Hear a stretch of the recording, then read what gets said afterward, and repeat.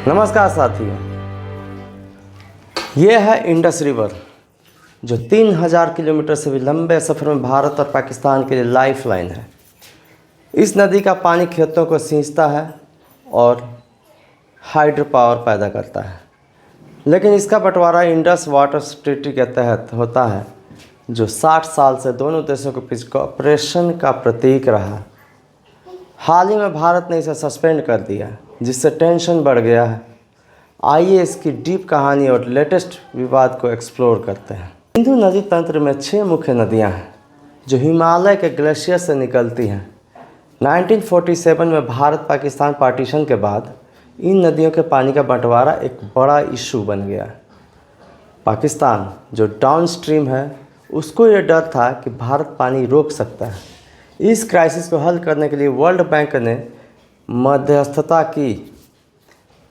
9 साल की लंबी बातचीत के बाद 19 सितंबर 1960 को कराची में भारत के तत्कालीन प्रधानमंत्री जवाहरलाल नेहरू और पाकिस्तान के राष्ट्रपति अयूब खान ने इंडस वाटर ट्रीटी पर हस्ताक्षर किए।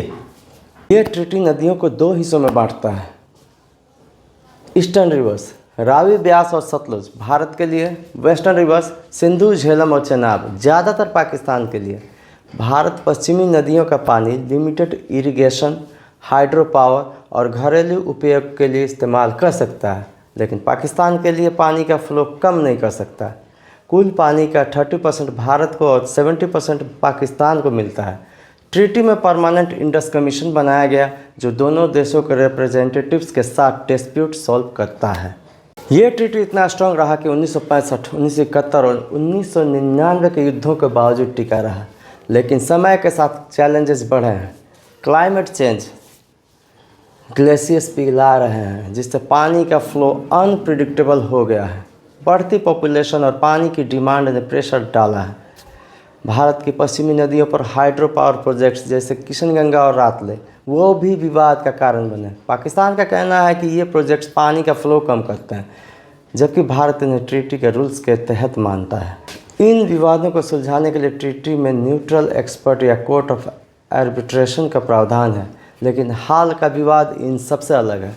23 अप्रैल 2025 को जम्मू कश्मीर के पहलगाम में हुए टेररिस्ट अटैक में 26 लोग मारे गए, जिनमें ज़्यादातर टूरिस्ट थे। भारत ने इस अटैक के लिए पाकिस्तान लिंक टेरर ग्रुप्स लश्कर ए तैयबा और द रेजिस्टेंस फ्रंट यानी कि TRF उसको जिम्मेदार ठहराया। इसके जवाब में 24 अप्रैल 2025 को भारत ने इंडस वाटर ट्रीटी को तत्काल प्रभाव से सस्पेंड कर दिया। भारत की जल संसाधन सचिव देबाश्री मुखर्जी ने पाकिस्तानी समकक्ष को लेटर लिखकर कहा कि क्रॉस बॉर्डर टेररिज्म और सिक्योरिटी कंसर्न ने ट्रीटी के तहत भारत के अधिकार को प्रभावित किया है। भारत ने डाटा शेयरिंग बंद कर दिया और पश्चिमी नदियों पर प्रोजेक्ट्स की जानकारी देना रोक दिया। साथ ही अटारी बॉर्डर बंद करना, पाकिस्तानी सिटीजन्स को 48 घंटे में भारत छोड़ने का ऑर्डर और सार्क वीज़ा कैंसिल करने जैसे कदम उठाए। पाकिस्तान ने इस सस्पेंशन को एक्ट ऑफ वॉर करार दिया है। उसका कहना है कि ये ट्रीटी एक तरफा रद्द नहीं हो सकता, क्योंकि ये world bank mediated international agreement है। पाकिस्तान के 80% एग्रीकल्चर और 1/3 हाइड्रो पावर सिंधु और इसके ट्रिब्यूटरीज पर डिपेंड करता है। एक्सपर्ट्स का कहना है कि पानी की कमी से पाकिस्तान की इकोनॉमी, खासकर पंजाब और सिंध प्रांतों में हैविली इम्पैक्ट हो सकता है। पाकिस्तान के डेप्यूटी PM इशाक डार ने भारत को न्यूक्लियर अटैक की धमकी तक दे डाली, लेकिन इससे ज़्यादा रेटरिक माना गया। दूसरी ओर भारत का कहना है कि सस्पेंशन तब तक रहेगा जब तक पाकिस्तान टेररिज्म पर कंसंट्रेट कदम नहीं उठाता। गृह मंत्री अमित शाह की अध्यक्षता में हुई मीटिंग में जल शक्ति मंत्री CR पाटिल ने कहा कि भारत पश्चिमी नदियों के पानी का ज़्यादा यूज करने की प्लान बना रहा है ताकि पाकिस्तान को एक बूंद भी न जाए। लेकिन क्या भारत तुरंत पानी रोक सकता है? एक्सपर्ट्स का कहना है कि ये इतना आसान नहीं है। भारत के पास अभी पश्चिमी नदियों पर बड़े रिजर्वर्स या डैम्स नहीं हैं जो पानी को कम्प्लीटली रोक सके। नए डैम्स बनाने में भारत को अभी 5 से 15 साल लग सकते हैं, जैसे भाखड़ा और किशनगंगा प्रोजेक्ट्स में हुआ था। फिर भी Bharat long term infrastructure project शुरू कर सकता है जिससे सिंधु तंत्र पर उसका कंट्रोल बढ़े। इन्वायरमेंटल एक्सपर्ट्स वार्न करते हैं कि पानी रोकने से सिंधु नदी का इकोसिस्टम प्रभावित हो सकता है, जो दोनों देशों के लिए हार्मफुल हो सकता है। कुछ का कहना है कि भारत ने ये कदम पाकिस्तान पर प्रेशर बनाने के लिए उठाया है, ना कि तुरंत पानी रोकने के लिए। दूसरी ओर पाकिस्तान ने शिमला एग्रीमेंट और ताशकंद एग्रीमेंट जैसे बायलैटरल एग्रीमेंट्स को भी सस्पेंड करने की धमकी दी है।